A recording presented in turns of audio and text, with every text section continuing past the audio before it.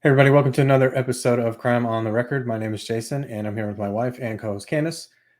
Anything you need to know about our social media contacts, or if you're watching this on YouTube, you'll see the slides. If you're not watching this on YouTube, you can go to cotrpod.com and get all of the information that we're talking about. This week we are talking about Ciera Breland.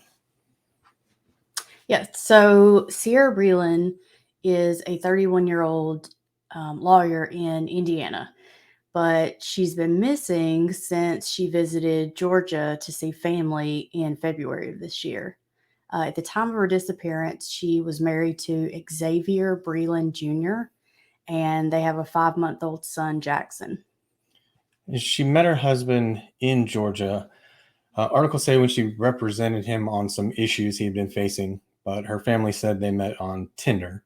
But yeah, so I mean, it's listed completely different stories, so I'm not sure. Those are vastly different. Yeah, they're pretty drastically different between the two, whether she represented him or Tinder. I'd be more inclined to believe Tinder just because that's what her family says, and also, wouldn't it be like unethical to date somebody you just represented? Of course, I guess she's not representing him anymore, so. Yeah. Well, either way, they married in 2020 after only knowing one another for a short time. Now, I will say that that doesn't always mean anything because we only knew each other a pretty short time before we got married. Yeah. But it was indicated in some of the articles we read. But they had recently moved from Atlanta to Indiana, where Xavier's dad lived, and she took a job there at a new firm. So I was looking at the Killer Queen blogs recap because there's been a disappeared episode they did on Ciera, and it said that they got married over Zoom, and I'm guessing because it being COVID. So yeah, possibly. I assume that's why they had to get, because I think they married in 2020, so that would make sense. She was already pregnant then, and the family just kind of felt like the whole thing was surprising because she had always told them she didn't want kids or to get married. But apparently, by all accounts, she was excited to have a family. Yeah, I guess sometimes, you may not want kids and then get pregnant and get excited about it. Yeah. I guess that's better than the alternative of not getting excited about it. Yeah.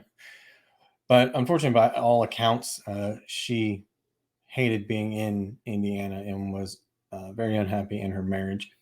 However, she had told her cousin that she was trying to make the marriage work. She was worried that if they didn't work out, there would be joint custody if they got divorced, and she couldn't imagine, letting her son go to Xavier.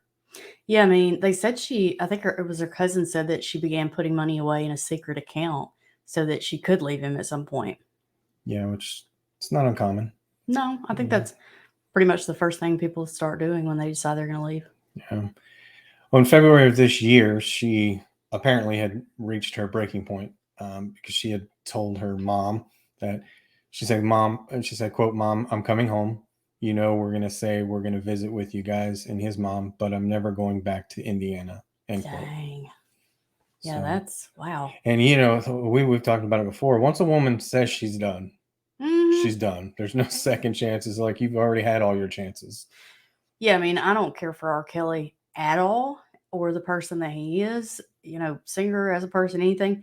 But he really hit the nail on the head with that song, When a Woman's Fed Up, because, I mean, that's like women put up a lot of stuff, but once they're done, they're done. So Ciera, Xavier, their son Jackson, and they have a white golden doodle, which was adorable. I saw a pic. Arrived at her father's house in Cleveland, Georgia on Saturday, February 19th. So her family says that while she was there, she did ask if she could move back home, but she then left the next day with Xavier to visit his mom in Johns Creek, Georgia. And I think Johns Creek's about 45 minutes away. But after going to her mother-in-law, she was never seen by her family again. It was just kind of scary. They received a text from her on Monday, the 21st, at 11:17, and she told them she would be back in the morning if that was okay. And when her dad didn't hear from her the next day, he called her because, from what I read, like, they talked all the time. Yeah, I mean, I think she talked to her dad like once a day. Yeah, so very uncommon to not hear from her. She told him everything was fine when he called, but she was feeling a little sick.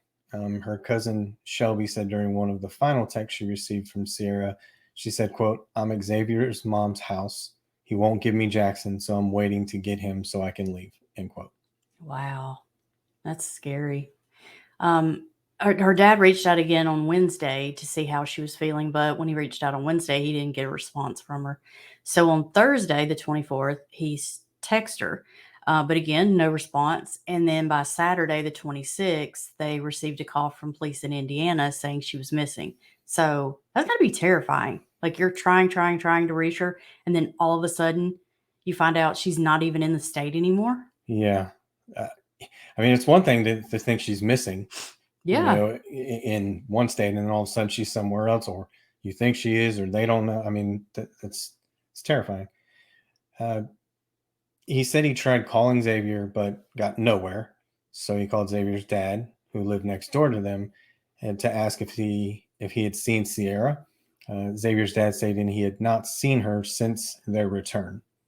Yeah, it turns out that she wasn't or hadn't been seen since February 24th at 7:17. And I gather that they know that from surveillance video of some type.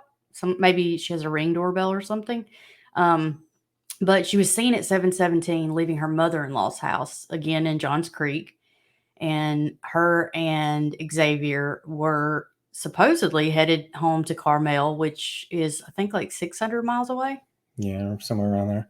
It's a long way, either way. Yeah, I mean, it's not just right around the corner. It's a drive. So they get it to Indiana, and once they do, Xavier reported Ciera missing. Once they got to Indiana, so it's kind of strange to me. I'm not how long he was in Indiana for. Not very long, because he said the last time he saw her was February 25th at 10 o'clock. So apparently they leave February 24th at around like 7. And then by the next night, they came on the 26th. So I guess by the 26th, he's like, "Oh no, she left last night at 10 and I've not seen her since." Yeah. I mean, so you're going from 7 o'clock at night, you're going on a 600-mile drive. And then like, how does she go missing? I mean, of course, his story, but still, he said that she was walking to the store. Now, we're in Indiana. It's February 25th. I looked up the weather. At 10 o'clock, it was 27 degrees. There was a 9-mile-an-hour wind and snow flurries. That's cold. That is freezing. Yeah, I mean, like you're into the teens at that point with the wind chill factor. And he said, like I said, she walked to the store, but she was wearing shorts, so purple shorts and a short black top. Now, I know people that live up north get used to the cold, but that that doesn't make any sense at all to me. And why did you walk? She has a car. Yeah. Who is walking in 20-degree weather, even if you had a parka on, if you've got a car? I mean, this past week, there was a cold front through the entire nation, and it got down to almost single digits here, and you weren't even going to check the mail. No, I was not. So I don't know. And what's even, scarier, especially for the parents and the families, she never reached her destination. There's no video of her entering the store. Yeah, and I mean, they brought dogs in, but said that they couldn't pick up her scent even in the car. And to me, that tells me that she hadn't been in that car in a while for the dogs not to pick up their scent. Yeah, because I mean, dogs pick up scents like a while after, somebody's been missing or whatever. So the day after, a couple days after, those dogs should have picked up exactly. At least in the car, if nothing else. But according to his story, she left after they got into an argument over Adderall. He said that she ran out of her prescription and wanted to take some of his, which we do. Yeah. We do that. I run out of my stuff and we the same stuff. Especially Adderall, because you can't fill it until the day you run out because it's a controlled substance. And so if you're busy that day and you don't run your prescription up there right that minute, and it's not like other medications where you're like, "Oh, I'm almost out. I better, do the responsible thing and go ahead and refill this." So, even if it's just like the next day, if you haven't run your prescription up there, you're out. So, I mean, we do that. Yeah, like you said, if we're busy, I'm like, oh, just give me one of yours. Yeah. Well, the police looked through the home and they didn't see any signs of a struggle or damage inside the home at all.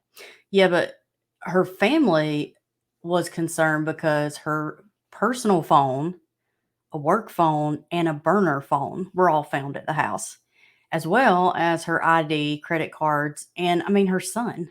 Like, she's not leaving him. And I was confused kind of about the burner phone. I was like, God, you got a work phone, a personal phone, and another phone? But apparently, the burner phone was to contact her family in case of an emergency. Which is so strange. Well, to me, that says abuse. Oh, okay. Yeah, that's fair. I mean, yeah. like, I'm terrified and I need to have a way of contacting you that my husband doesn't know about. Yeah, because, I mean, that's very common. Yeah, I mean, if she's got a secret account that she's storing money in, then yeah, okay. I didn't even think about that, but okay. Now, her cousin Shelby said that Ciera had been sending her texts during the summer about finding things out about Xavier that she didn't like. She said, quote, "I'm seeing things that scare me a lot for a future with him, and they aren't the kinds of things that you can accept and live with," end quote. Oof. Which, I don't know. I mean, that's pretty bad when you say things that you can't accept. Right. And live with. I mean, because, marriage, you work through things. There's things that happen. And you have a child. Yeah. And you have a child. So, I mean, you're not just dating this person, no kids, no ties. I mean, this is somebody that you're married to and you have a kid together. And she's an attorney. So she spent a lot of time in school. So, I mean, I would think commitment would be important to her, whether it's professionally or personally. So it's got to be something pretty bad.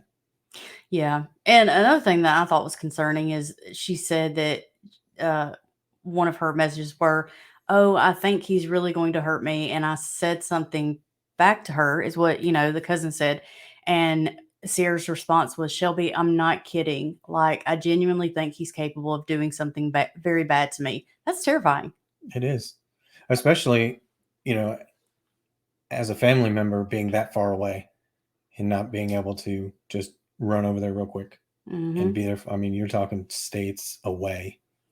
And I couldn't imagine getting that text and having that conversation. Yeah. And we have some of the text up there, right? Yeah. Okay. Got them up there. The one where she was talking about they wouldn't, she had to wait on Jackson. Yeah. And then there's some other texts and some other information up there as well between her and her cousin. Yeah. So that just kind of gives you an idea of how, because I don't know, it's like even us reading it to you, some people are visual people, but just seeing it, when you see it and you read it, you're like, holy crap, she really was worried. Like, she was very anxious and stressed out. Yeah, because these aren't just like, once in a while text. These are like conversations. Yeah. Through text. So, yeah, she definitely was concerned about her safety. But soon after being reported in Indiana, the Johns Creek Police Department joined the search. So she's reported missing in Indiana, and then Georgia is searching, and then soon thereafter, the GBI gets involved, the FBI gets involved. Police verified that she was last seen at the mother-in-law's house because they stated she was last seen on video then, and nothing unusual was going on, but they haven't released the tape. So not sure, like you said, is it a Ring doorbell? Is it something else? We're not sure, but police have verified that they last saw her there. Yeah. I don't know. It just, not everybody, but most everybody has Ring doorbell cameras at this point. And I mean, that would kind of show too that, because it picks up audio as well. So, it could very well be that they know that was the last time she was seen because they saw her and him and the baby walking out of the house and talking, and everything seemed fine. Got in the car, like everything was, going great. Yeah. But more concerning than, she hasn't been heard from in a little bit and they've been gone a while, is that they see him stopping at a gas station to get gas, but she's nowhere to be seen. Now, the camera didn't really pan like into the car. So she could have been in the car and nobody's seen her. But the thing is, her family said it was really suspicious because she had such a Dr. Pepper or Diet Dr. Pepper addiction. So, they were talking about that she would even take like a 12-pack of Dr. Pepper with her when she would visit anybody because they didn't have it at their house, and she couldn't, she wouldn't drink anything else, and she drank so many every day, she would just take one with her. Sounds like you and your big Yeti cup. It does. It sounds like I take that Yeti cup with Mountain Dew everywhere. And I mean, they don't believe that she would have gone that long without it and not gone into the store. So, if you see her leaving mother-in-law's house and then you're following along that destination and the first video you see is like hours later, them stopping to get gas and she doesn't go in. Yeah. And like their son's pretty young. Yeah. So you would think probably have to change him or at least check on him. So you would see her get out of the car and take care of their son. Yeah. And I mean, like every time we travel, I end up falling asleep in the car, but I don't pass up a chance to go in if we stop because I know that, we may get back in the car and not stop for a while. So I'm at least going to try to pee, which for me, I usually always have to. But, I'm going to the bathroom. I'm getting something to drink, stretching my legs. Yeah, because I'm that type of person that travels like when we need gas is when we stop. So not me. So if we can get 400 miles before we have to stop, that's how far we're going. So, but you definitely would with a baby. Because I mean, I remember when the kids were little, you definitely did not want to stop if they were sleeping. Because you get them in the car, you ride for a little while, they fall asleep in that car seat. You don't want to stop. Because even just stopping the motion of the car and getting out to pump gas, especially if it's cold out, because the second you open that car door and that cold air rushes in and hits them, they're wide ass awake again. Oh yeah, yeah. I mean, I even do that with you. If you're asleep, I'm not stopping. Exactly. So yeah, especially with a baby. Police have said that they've interviewed numerous people, and they said, quote, through the combined efforts of both agencies, the missing person's husband, 37-year-old Xavier Breland Jr., has been identified as a person of interest in this case. Shocker. Shocker. Yeah.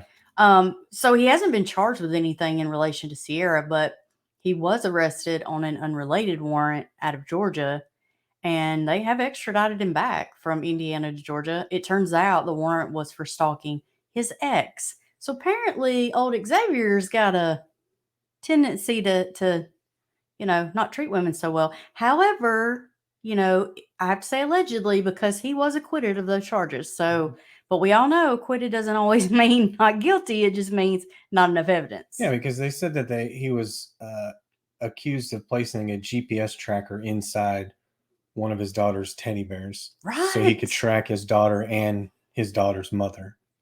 It's nuts. So if they had that, I'm not sure how he was acquitted, but either way, he was acquitted of that. Now, I will say this. His sister, I think her name's Nicole, there's a Facebook page dedicated to, finding Ciera. And so much has been said on there about him that his mom and sister ended up getting on there and talking. And his sister was talking about the ex and saying that even when they split up, he paid to get her an apartment, a 3-bedroom apartment, that he was paying the rent there because I believe he had kids with her. But I don't know. I mean, it's mighty odd that you have an ex talking about him being abusive and stalking her, and then all of a sudden you see all of this kind of behavior with his next, partner, and then she comes up missing. Come on. Yeah, it is a little.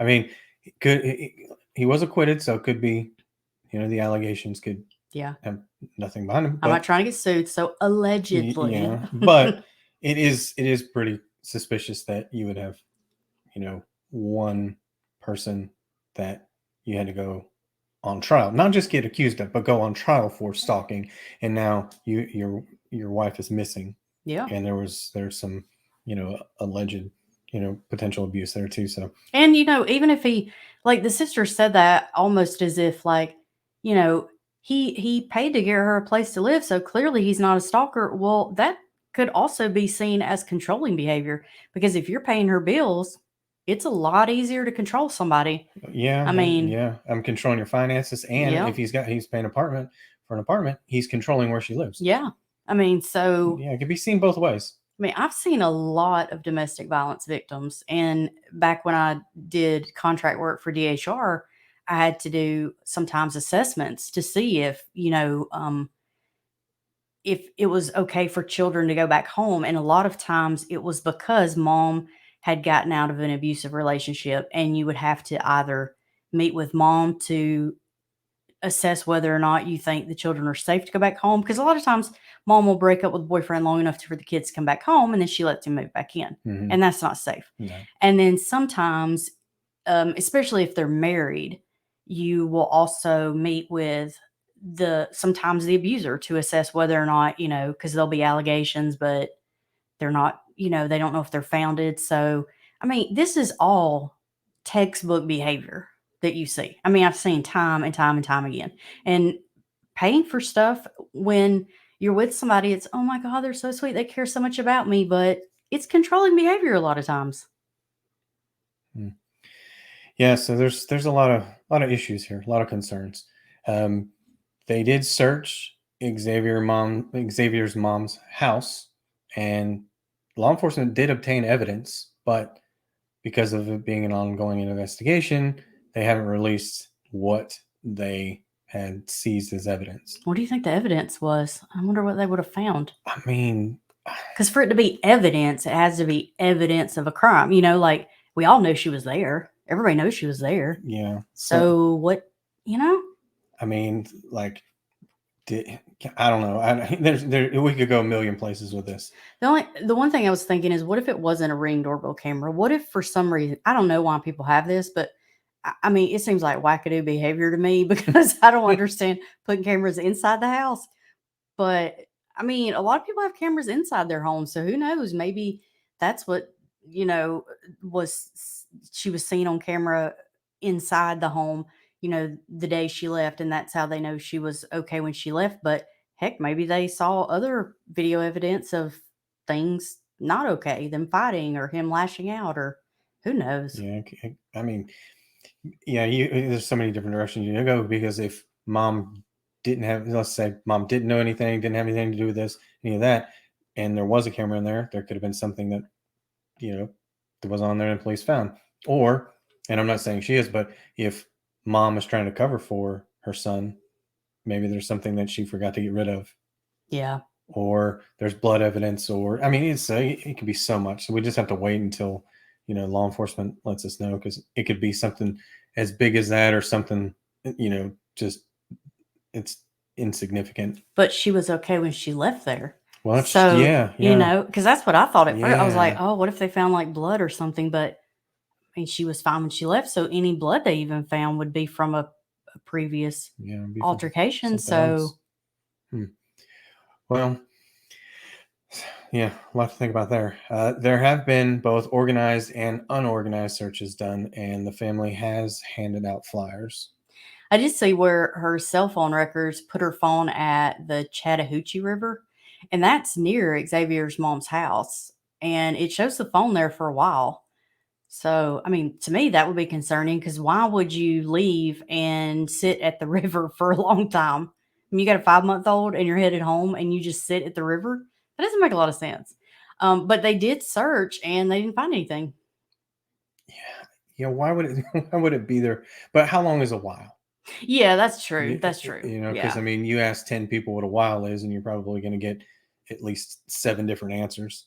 So yeah, who knows what a while is? But if they're mentioning that it's been a while, then it's probably suspicious enough a while time frame. Yeah, I mean, because again, why would you? Because I could see, I mean, I wouldn't do this, but I could see there being times that you might have to pull over for something, like maybe you pull over to change a diaper. To me, I'm waiting to get to a store somewhere, but I don't know where the river is in relation to like a gas station. So, and I do know, we were just talking about yesterday, our nephew, who is turning 3 in a few days, he got sick in our car and we had to pull over. Like, I mean, the second you hear that sound, you're like, we gotta stop, pump the brakes. And we're legit on the side of a mountain. Yeah, on the side of the road. This tiny little road that one car would fit down, trying to pull off to the edge without going over. But that poor baby was covered in his own stuff because he was sick. But a 5-month-old, I don't know. I don't ever see like 5 months old like fully vomiting. It's usually like spit up. And that you're like, I mean, you're not pulling over to clean some spit up off. You're reaching back there and wiping a face, but that's about it. But there could be reasons. Yeah, there could be. There could be. Yeah. On Facebook, Ciera's sister-in-law has pleaded for Xavier's mom to report everything she knows, even if she does it anonymously. They now have custody of Ciera's son, Jackson. Yeah. I think her family now has custody of Ciera's son, Jackson. I could be wrong, but I'm pretty sure it's her family, which would make sense. Yeah, I mean, that would make sense. Thank goodness, because if you had his family to have custody of her son, then who knows what he could possibly say, and if he is a concern, you don't want him anywhere around, and I doubt his family's going to keep him away like her family would. Yeah. If he's not safe to be around his son. So as of right now, that is all the information we have regarding Ciera's disappearance. There is a $10,000 reward that is being offered for any information. Ciera is 5 foot tall. She weighs 120 pounds and has blonde hair. She has 3 little trees tattooed on her ring finger. Adorable. A Florida State arrow tattooed on her left wrist, and that's where she went to law school. Yeah. I'm a Gator fan, but still. I mean, I have a high regard for anyone that gets through law school. Yeah. So yeah, I barely made it through 4 years, so I have a high regard for anybody who makes it 5. She also has a sunburst tattooed on her back left rib cage. I wish, though, that we had a picture of that, because what is a sunburst? I don't even know what that would look like. I don't know. But I guess if you thought that you saw her, you would have some kind of inclination. Yeah, and unfortunately, when you talk about tattoos, it's more about identification after, instead of finding. Unfortunately, that's true. But if you have any information on Ciera's whereabouts, please contact the Carmel Police Department at 317-571-2500 or Crime Stoppers of Central Indiana at 317-262-8477.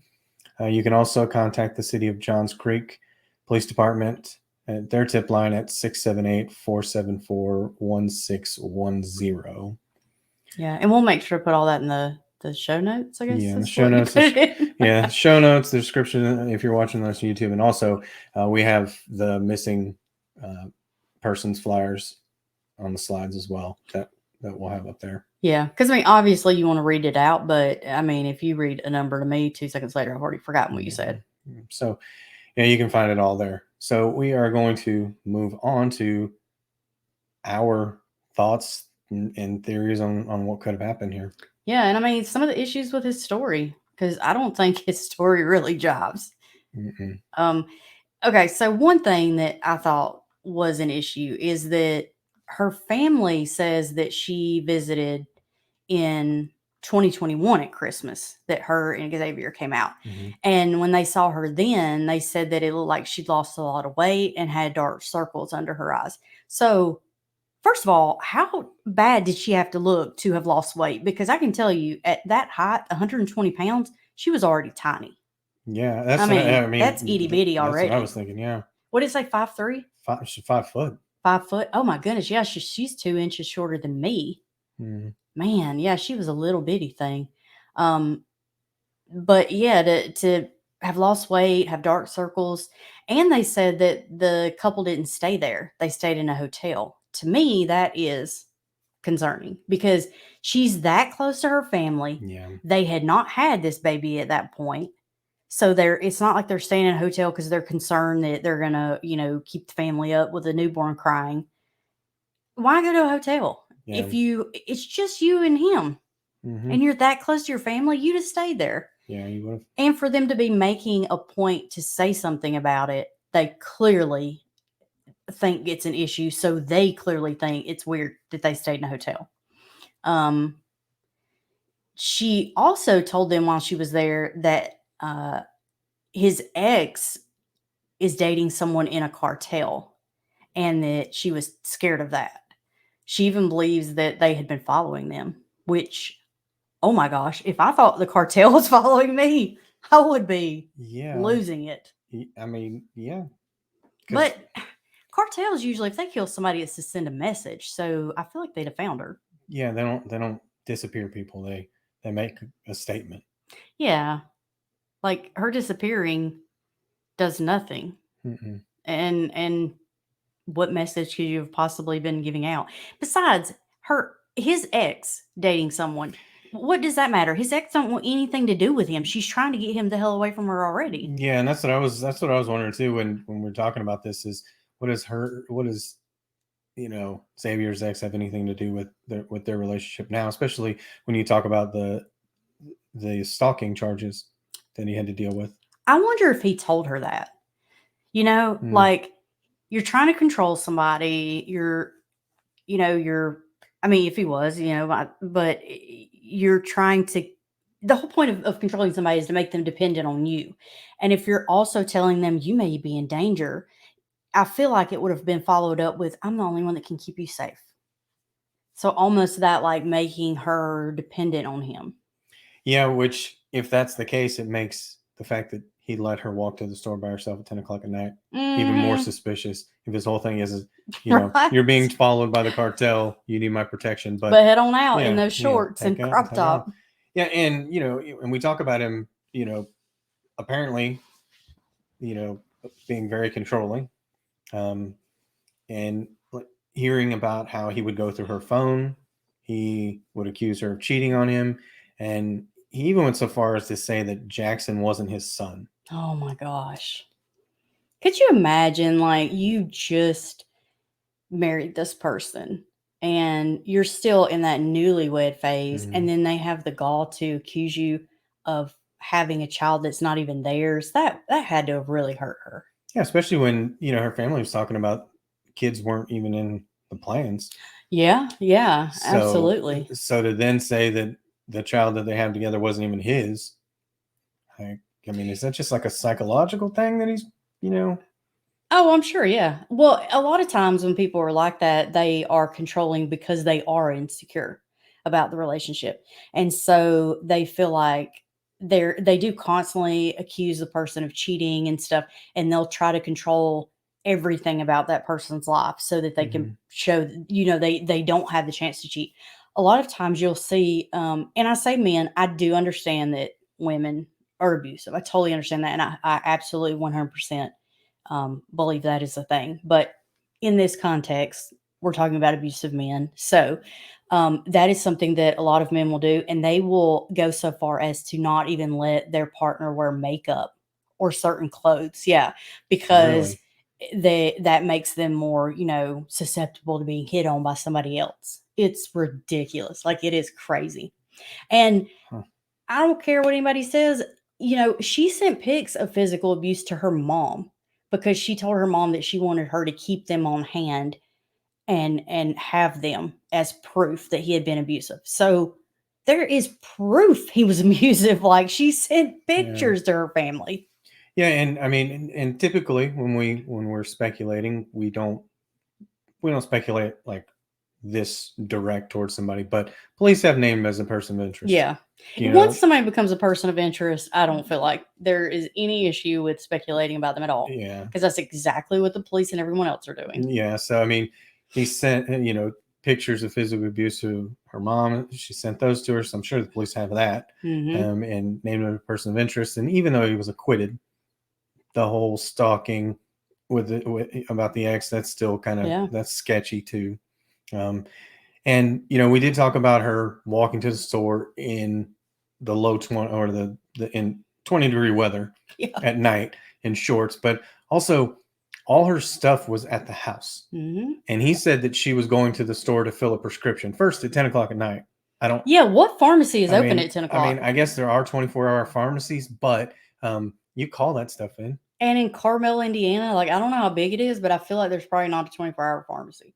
I could be wrong, and I did not check to verify that. So, by all means, if you know that there is, feel free to correct me. But I think the biggest thing, though, is regardless of 24 hours or not, how is she gonna do that without any money or an ID? Because even if she had money, You cannot get your prescription of Adderall without showing your ID. And I know that because we both take it. So if you don't have your ID, you're not getting it. If you don't have money, you're not getting it. So if they're not giving it out on credit. Yeah. So how that's just a dumbass story. It really, it's amazing to me that he didn't even attempt to come up with something better. Yeah, that's like, just, what? It's a terrible, terrible story.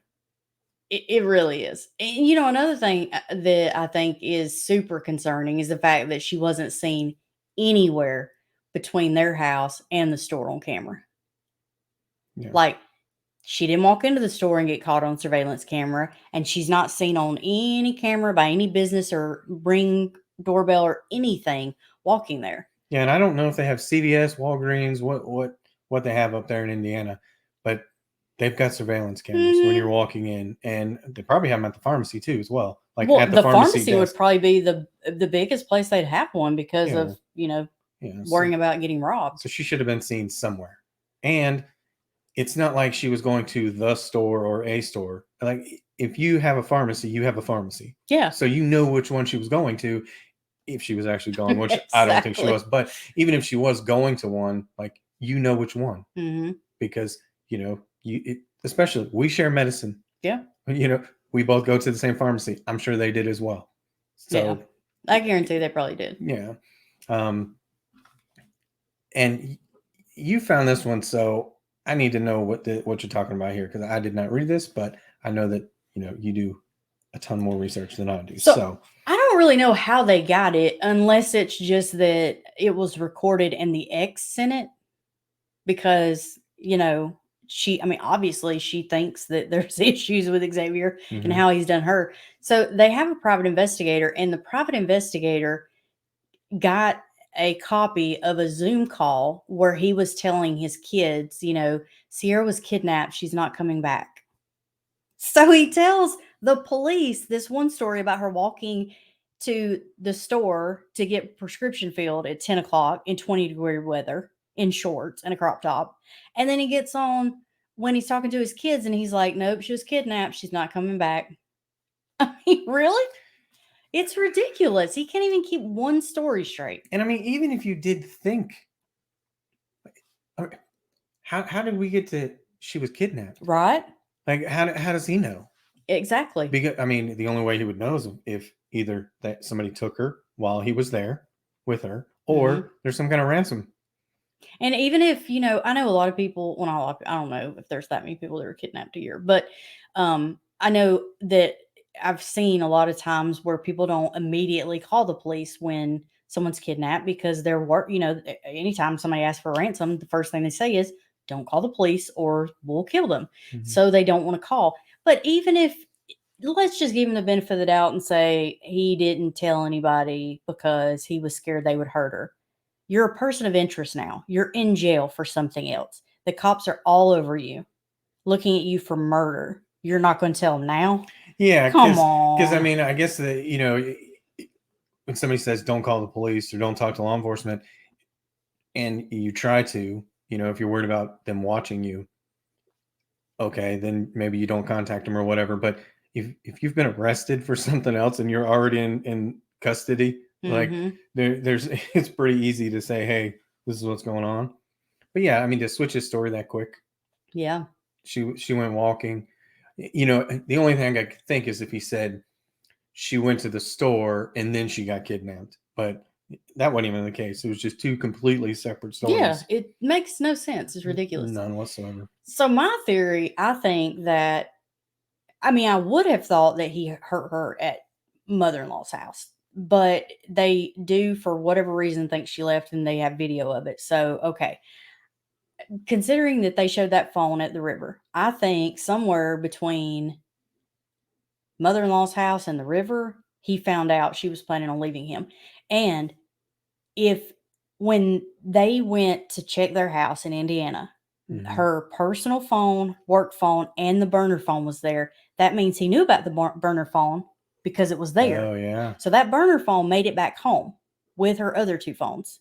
So it makes me wonder if he didn't come across that phone.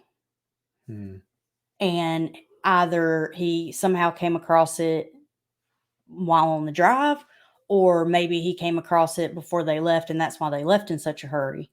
And they get in the car and start arguing, and I think he probably pulled over and choked her. I mean, seeing as obviously they had dogs and they didn't talk about finding anything in the car, I wouldn't imagine he beat her to death.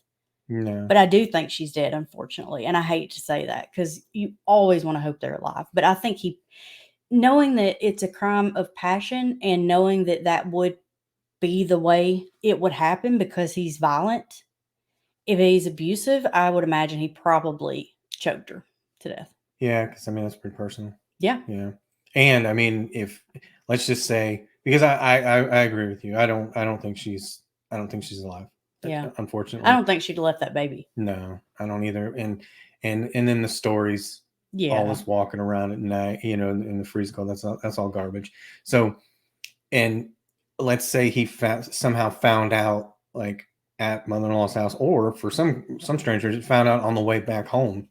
It would make sense as to why he would also strangle her, because it's like he doesn't have anything else to necessarily, kill her with. So you stop, and and that happens. Or I'm sure if they do find her, it's going to be some story about how they got into an argument and it just escalated, it got out of control, and blah, blah. No, he planned this. He did it.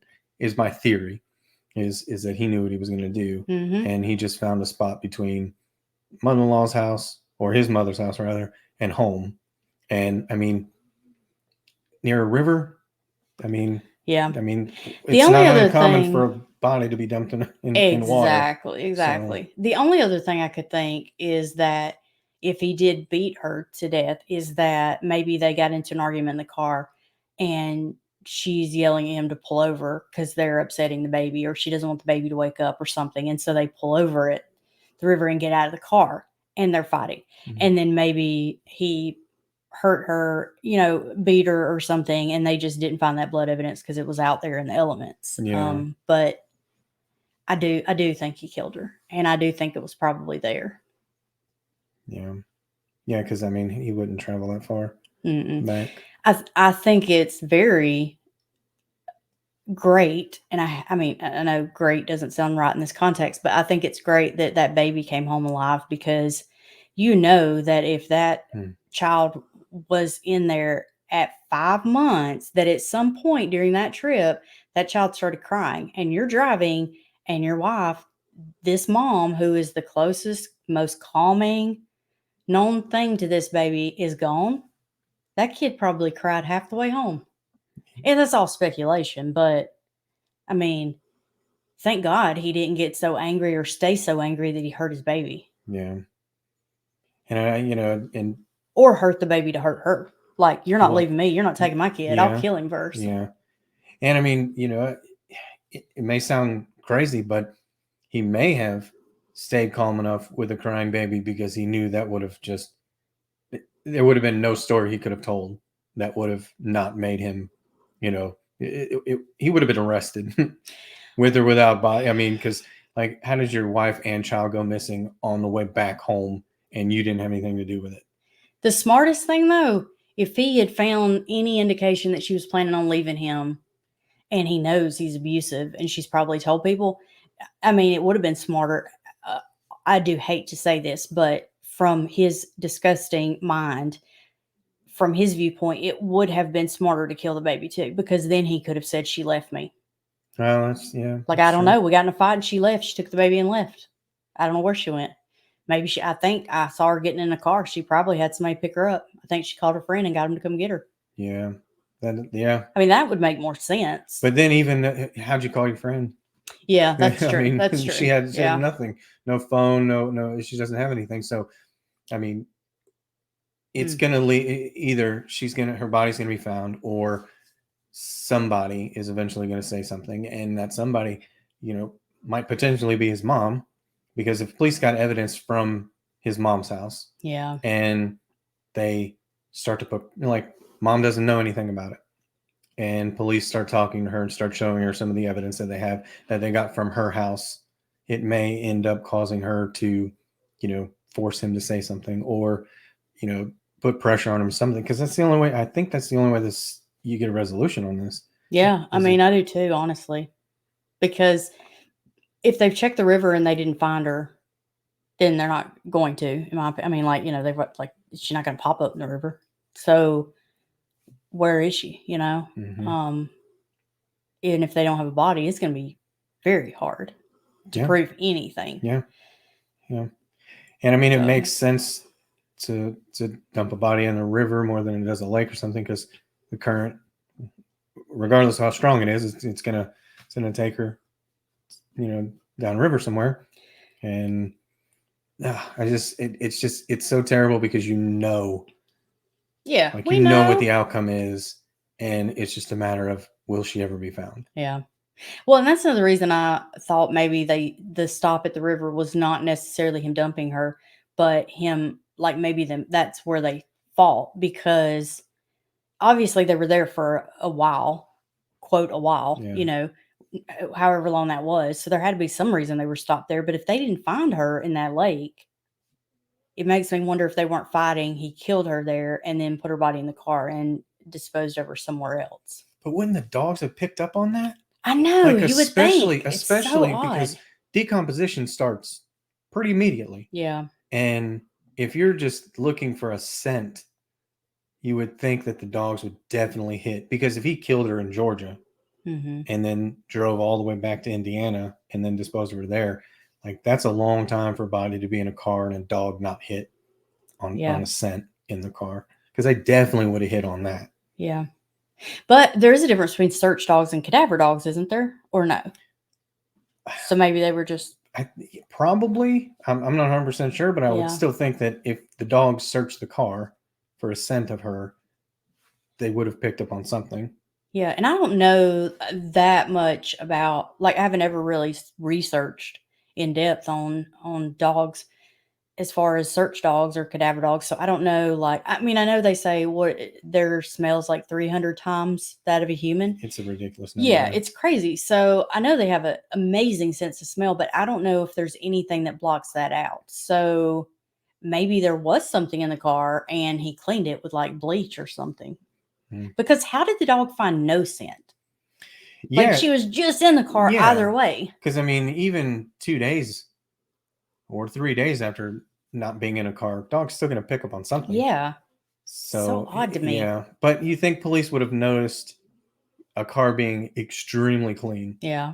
They would have picked up on that. But they may have that evidence. They may have that. And just, they're waiting until they collect more, or they can get more to charge him with something.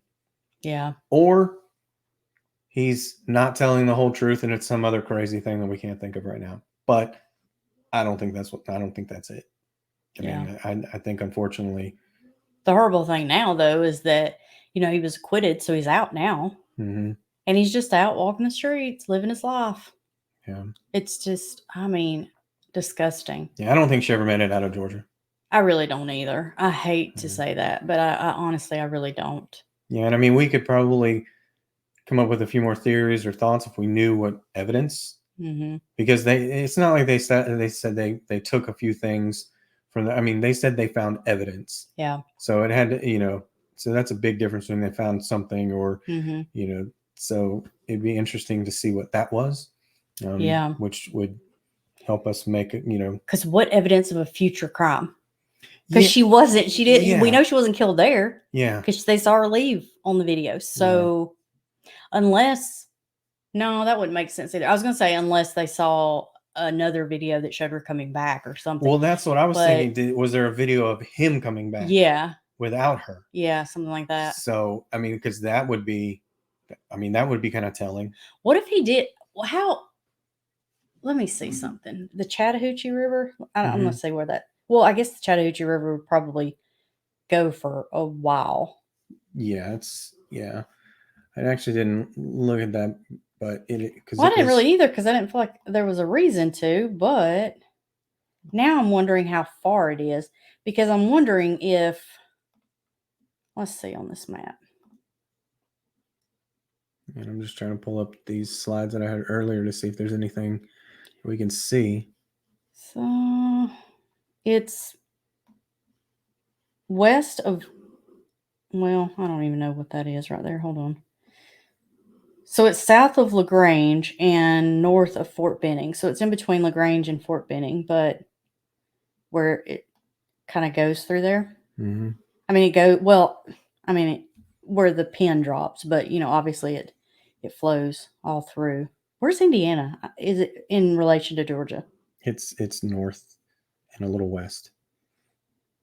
Yeah, so that river doesn't run that far. So it's only in Georgia, right? Yeah, and the river's going to run south. Oh, okay. Oh, there's only a couple rivers that run north. You're right. Yeah. Okay, so we know. See, that's another thing too. Like, hold on, I'm trying to get my thoughts in order. Yeah, and as you can tell, my wife is great at geography. I'm horrible at geography. I know. I'm really bad. She didn't know where Indiana was. Well, I was just wondering, like, where the Chattahoochee was, as far as like if it ran further from Georgia or not. But that would make sense. He could have come back, because if he did kill her at the Chattahoochee River, maybe he panicked and didn't know what to do and came back and talked to his mom about it, because he would still be close enough to turn around and come back. I would think. So, who knows? Maybe he came back. Maybe he came back and had blood on him or something of hers, or just, the fact that he came back and she wasn't in the car was caught on camera. So I wonder how they haven't told us that I've seen any times, like what time he was seen getting gas on video. Yeah, I didn't see anything. Because they would, that would give a pretty good indication. Did he drive straight from Georgia to that gas station? Or is there time missing in between, other than the little bit of time that's seen stopped at the river? Yeah, that's a good question. And what I'm doing now is I'm just pulling up on Google here so we can see the river. So yeah, so from where they were. Well, and that's what I couldn't see on my phone. I couldn't find it easily to see where they were.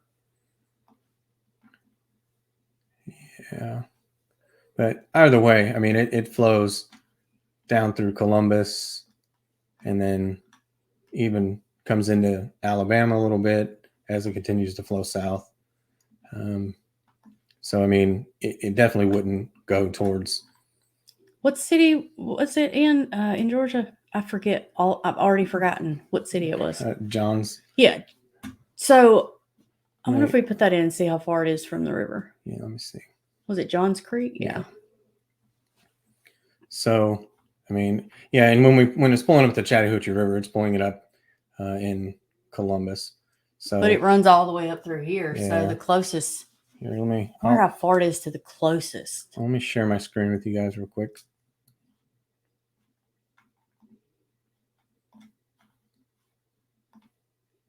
So we're looking here. Yeah. So where's the closest place he would have intercepted with well, you know what I mean. Mm-hmm. So just zooming in a little bit, like here's Johns Creek right there. Yeah. So say he's going down 141. And the Chattahoochee's right here. So. Well, it says Johns Creek in the Chattahoochee River. It has 2 hours and 4 minutes to that pin, right? Yeah, but that's pretty far south. So I wonder how far it is to that. What else is over there? I don't know, because I'm trying to find, like, I'm trying to see, because he would have had to travel northwest. Yeah, so what was he doing going that way anyway? Yeah, so to get to the river, he would have either had to gone south or east. So.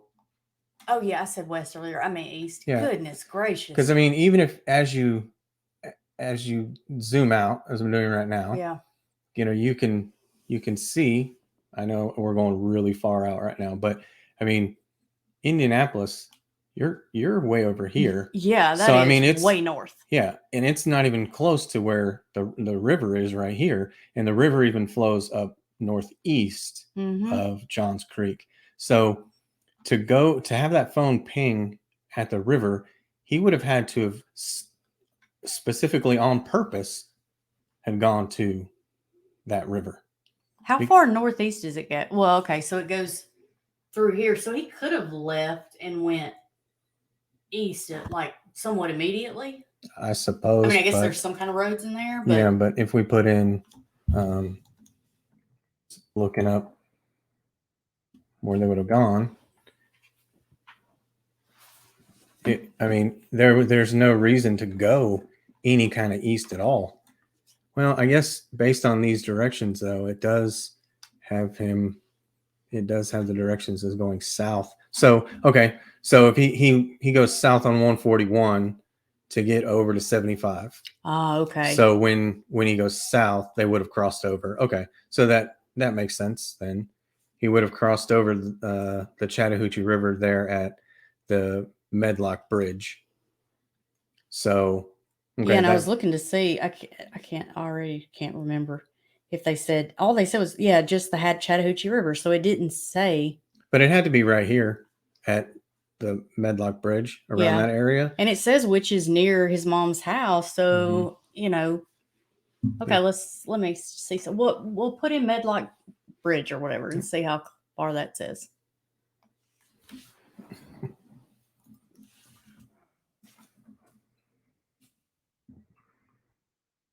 Talking Alpharetta.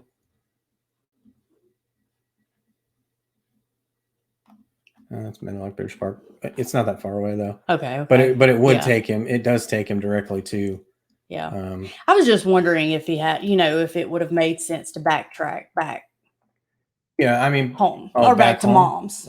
You know, that's what I was thinking. Like once they got to the river, if that is where something happened, I wonder how long it would have taken him to backtrack back to mom's if that had happened. I mean, not very. Yeah, it can't be long because it's well, here you go. It's less than 3 miles. Oh wow! From Johns Creek to that bridge. Oh yeah, so he could have easily. Yeah. So it's almost like if something happened at that bridge right there, and say he dumped her in that water, they had to have been fighting immediately after getting in the car. Yeah. Like it's almost like he was like, yeah, let's go ahead, let's go. And she leaves and looks fine on camera. And then he just pounces the second they get in the car. Yeah. And I wonder too, did he like, was there something at mom's house that even though she was physically fine when they left, is there something on camera or something that shows that he was extremely agitated and aggressive? Yeah. When they were leaving. And that is. But they didn't just say physically fine. They said nothing appeared to be wrong. So it sounds like they're saying everything looked fine. There's too many what ifs. Yeah. But there's too many what ifs for we almost know. But looking at that though, like originally I was like, well, they didn't find her, you know, but looking at that, I mean, that flows so far south. I mean, she could be anywhere in between that now. So even them searching it, I don't think really says a ton. I mean, he could have put her there. She could have traveled a ways before they were even able to search. Yeah. Yeah. Goodness. Yeah. Cause I mean, a body doesn't just automatically float. A lot of people think that, you know, that happens immediately. Like a dead body hits the water and immediately floats. It doesn't. It sinks and then takes a little while for the decomposition process to, you know, get it kind of gassy to get it to come to the top. But once it was to a point where the body was able to travel down the river, I mean, who knows? I'm not sure how strong the current is, but based on the size of that river, it doesn't look like it would be something that would be small. Yeah. It would be like the current would be, you know, enough to carry her quite a distance before police would get to that spot to actually start searching. Plus, okay, so if it were less than 3 miles, we're talking less than 3 minutes. Yeah. Essentially. Mm-hmm. So I wonder if he did do something to her at that bridge, because they were there for a while, or her phone was anyway. Do you think he had it planned? You know, like, I mean, God, that is hard to. Based on what we're looking at, and I mean, and like I said, I'll share my screen again. I mean, because based on what we're looking at, this is the Google Earth view. I mean, it like on that bridge itself, there's not a whole lot of places to stop. I'm sure there probably is, you know, if you. Well, I don't know. We can't see the road on the going over the bridge, so. Yeah. There might have been. There might be like a shoulder area. Yeah. See, there's a shoulder area. So yeah, it could have been. I guess they could have. So maybe, who knows? Maybe somebody will come forward one day and will have been some kind of witness driving by. Yeah. And seen something. Because there's this area right here. Oh yeah, that's a little, looks like almost like it's going into a neighborhood of sorts because of that right there. But there is plenty of places that he could have stopped, and it's just a little down the way because it could have been there and he could have backtracked to get back to the river here. Because man. So there's, bless her heart. Yeah, it doesn't look good. It doesn't. And I hate that. I really do hate that. Because 5 months, that child did not have a chance to know his mother at all. No. And now, regardless of what's happened, if they have custody of him, he's now lost both parents because of this. Yeah. Yeah. My gosh, I don't understand people. I just. Yeah, it's definitely a pretty sad thing. But do you want to go ahead and make sure that you guys are, you have this information again? This is the missing flyer, missing persons information here on the slide. Carmel Police in Indiana is 317-571-2580, and then Johns Creek Police is 678-474-1610. And like they say, any little bit could help. And it may just be, you were, if that bridge was the place where he dumped her body, if that's what happened, and somebody was driving down the road and they saw something weird or something that looked out of place, or just somebody walking down the road. It could be anything little. Mm-hmm. So if you have any information, make sure that you reach out to law enforcement. And it would have been a somewhat small white SUV because that Tiguan's a small Volkswagen SUV. So even if you just saw a small white SUV pulled over, you might have seen something you don't realize that you saw. Yeah, it would have been on the 24th of February. So, I know that's a long time to kind of have a memory of something, but if you did happen to see anything, be sure that you reach out to law enforcement. But that is all we have on Ciera. The only thing we can hope is that we are 1,000% wrong. Yeah. And that, she decided to go off and eventually she'll contact family again. I don't have a lot of hope for that, just because of the situation, but hopefully that is the case. But but that is it for this week. We'll put all the information, like I said, in the show notes or in the description of the video below. Be sure to subscribe to YouTube or to the podcast, depending on how you're listening to us. We appreciate you guys listening, and we'll be back real soon.